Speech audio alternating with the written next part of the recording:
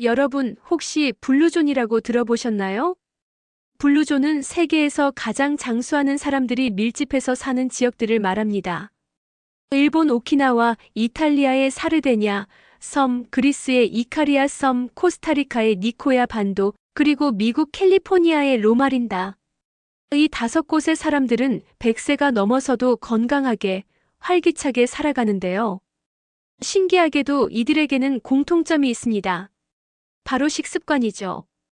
수십 년간의 연구 결과 이 지역 사람들은 가공식품을 거의 먹지 않고 채소와 통곡물 중심으로 식사하며 적당량만 먹고 천천히 먹는다는 패턴을 보였습니다. 특히 일본 오키나와 사람들의 하라하치부 원칙이 인상적인데요. 배가 80%만 차면 수저를 내려놓는 겁니다. 우리 몸이 포만감을 느끼는데 약 20분이 걸리기 때문에 80%만 채우면 20분 후 딱 적당한 포만감을 느낄 수 있거든요. 오늘은 이 블루존 사람들의 식습관을 우리 한국 식단에 맞게 재구성해서 소개해드리겠습니다. 사실 우리나라 전통 식단도 발효식품인 김치와 된장, 다양한 나물 반찬, 생선 요리 등 장수 식단의 핵심 요소들을 이미 가지고 있어요. 그럼 하루 식단을 자세히 알아볼까요? 아침은 황제처럼 먹어야 한다는 말, 과학적으로도 맞는 말입니다. 주식은 현미밥 또는 귀리 오트밀 한 공기입니다. 흰쌀밥은 도정 과정에서 비타민, 미네랄, 식이섬유가 대부분 사라지지만 현미나 잡곡은 식이섬유가 풍부해서 혈당을 천천히 올려주고 포만감을 오래 유지시켜줍니다. 처음에는 적응이 안 될 수 있지만 2주만 먹어보세요. 그 차이를 확실히 느끼실 겁니다. 국물 요리는 된장찌개, 두부, 시금치, 버섯을 듬뿍 넣어주세요. 발효식품인 된장은 장수 식단의 필수 아이템입니다. 발효 과정을 거치면서 생긴 유익한 미생물들이 장 건강을 지켜주고 면역력을 높여주거든요.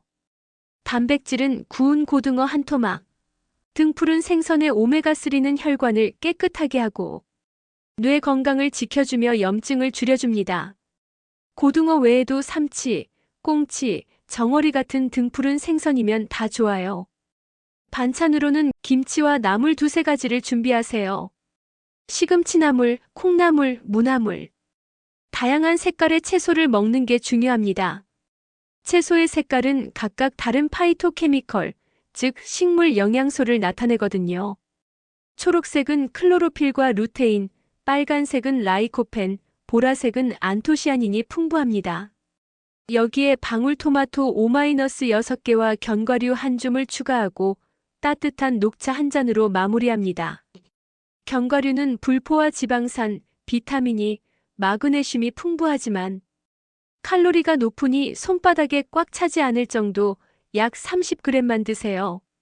10시에서 11시 사이. 오전 간식 시간입니다. 점심까지 너무 긴 공복을 유지하면 점심에 과식하게 되니까 중간에 가볍게 혈당을 보충해주는 게 좋아요. 제철 과일 1개나 그릭 요거트에 블루베리를 곁들여 드세요. 여기서 중요한 건 과일 주스가 아니라 과일 그대로를 먹어야 한다는 겁니다. 주스는 식이섬유가 사라지고 당분만 농축되어 혈당을 급격하게 올리거든요. 점심은 하루 중 가장 활동량이 많은 시간대의 에너지원입니다. 주식은 잡곡밥 한 공기, 국물 요리는 된장 베이스로 하나 준비하세요. 단백질은 생선구이나 닭가슴살을 손바닥 크기만큼, 여기에 두부조림을 추가하면 금상첨화입니다. 그리고 정말 중요한 샐러드. 양상추, 적상추, 파프리카, 당근, 오이, 브로콜리. 최소한 5가지 이상의 채소를 넣으세요. 세계보건기구 WHO에서는 하루에 최소 400g의 채소와 과일을 먹으라고 권장하는데 대부분의 사람들이 이 권장량의 절반도 채우지 못합니다. 빨간 파프리카는 비타민C가 레몬보다 많고 노란 파프리카는 베타카로틴이 풍부하며 보라색 양배추는 안토시아닌이, 초록색 브로콜리는 항암 성분이 풍부해요. 이렇게 무지개처럼 다양한 색깔을 먹으면 자연스럽게 다양한 영양소를 섭취하게 됩니다. 샐러드 드레싱도 중요합니다. 시판 드레싱은 설탕과 나트륨이 많으니 올리브 오일에 레몬즙, 약간의 소금과 후추로 간단하게 만들어 보세요. 나물 반찬 두세 종류와 김치도 빼놓지 마세요. 기억하세요. 접시의 절반은 채소, 4분의 1은 단백질, 4분의 1은 통곡물. 이게 바로 이상적인 식단 비율입니다. 식후 10분에서 15분만 걸어도 혈당 조절에 큰 도움이 됩니다. 오후 3시에서 4시 사이 대부분의 사람들이 피곤함을 느끼는 시간입니다. 하지만 커피나 단 음료, 과자는 최악의 선택이에요. 설탕이 많이 든 간식은 순간적으로 혈당을 올려주지만 곧 급격하게 떨어뜨려 더 피곤해지고 또 단 걸 찾게 되는 악순환에 빠지거든요. 오후 간식으로는 고구마 1개가 최고입니다. 복합 탄수화물이라 혈당을 천천히 올려주고 오래 유지시켜주거든요. 바나나 1개도 좋습니다. 칼륨이 풍부해서 혈압 조절에 도움이 되고 트립토판 성분이 기분을 좋게 해줘요. 여기에 무가당 두유 1잔을 곁들이면 완벽합니다. 저녁은 아침, 점심보다 가볍게 먹는 게 핵심입니다. 우리 몸은 밤이 되면 대사 속도가 느려지고 소화 능력도 떨어지거든요. 주식은 잡곡밥 23공기로 아침보다 적게 드세요. 국물 요리는 된장국이나 미역국 같은 가벼운 것으로, 단백질은 구운 생선이나 두부 스테이크로 가볍게 섭취하고 채소 반찬 3-4가지와 김치를 준비하세요. 여기서 가장 중요한 포인트. 저녁 7시 이후에는 아무것도 먹지 마세요. 잠들기 3-4시간 전에는 식사를 마쳐야 합니다.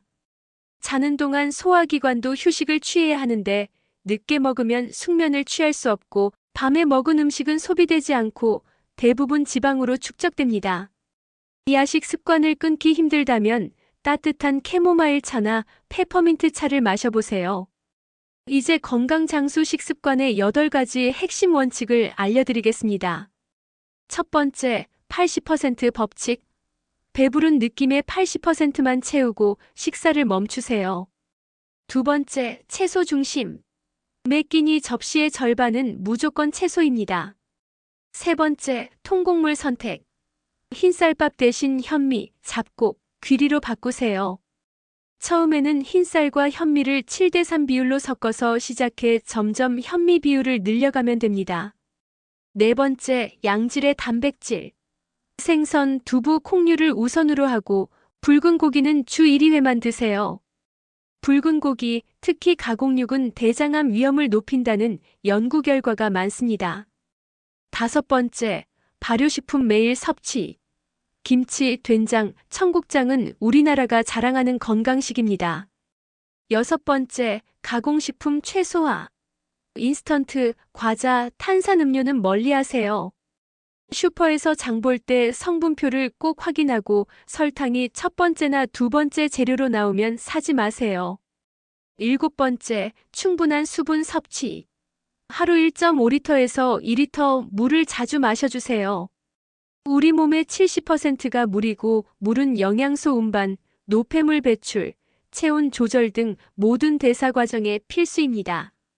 목이 마를 때 마시면 이미 늦으니 미리미리 마시는 게 좋습니다.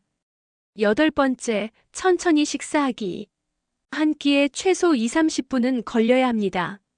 한 입 먹을 때마다 2-30번 씹는 습관을 들이면 소화도 잘 되고 과식도 방지됩니다. 피해야 할 것들도 알려드릴게요.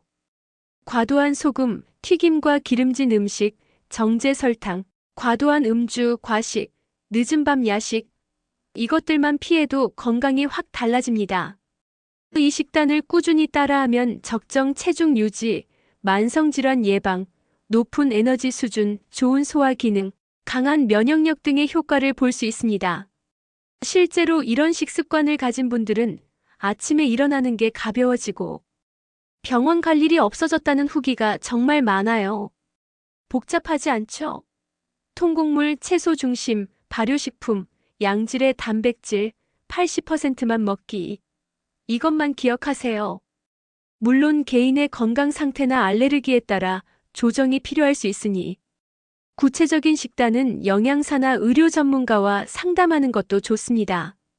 여러분은 어떤 건강 식습관을 가지고 계신가요? 댓글로 공유해주세요. 이 영상이 도움이 되셨다면 좋아요와 구독, 알림 설정 부탁드립니다. 건강한 하루 되시고 다음 영상에서 또 만나요.